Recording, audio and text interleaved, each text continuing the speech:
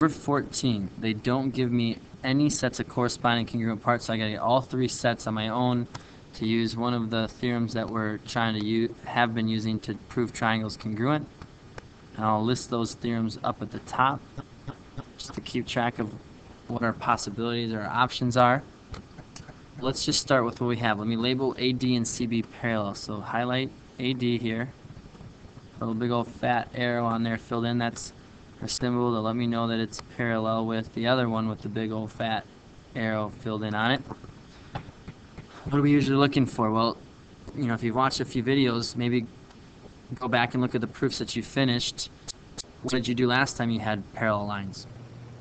Usually looking for angles, specifically corresponding alternate interior.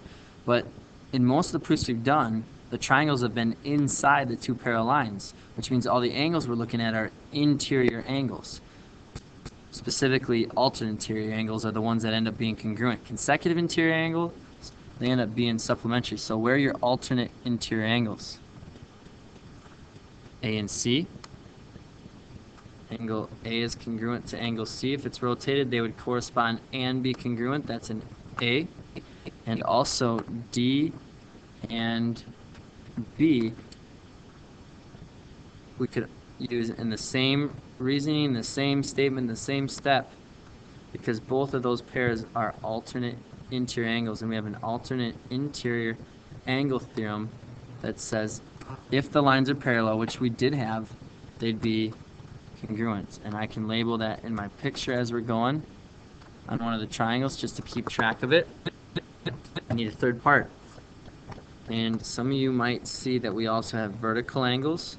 So I'm going to name angle AMD. I'm going to name this kind of quick because there's a point to this one, very specific point. AMD, where A would correspond with C, M with M, and D with B. The vertical angle theorem is the one that says that they are congruent. That's a third set of angles. We have 3 sets, except I wanted you to do this one to make sure you understood, or I could point out that there is no angle, angle, angle. If you have 3 sets of angles, all it does is say that the triangles are going to be the same shape. Well, congruency is supposed to be the same shape and size. So you need at least one segment to establish that the sizes of the 2 triangles are also going to be the same. So it's not enough. There is no angle, angle, and we just don't know. Doesn't mean they can't be. We just don't know yet until we have at least one set of sides congruent.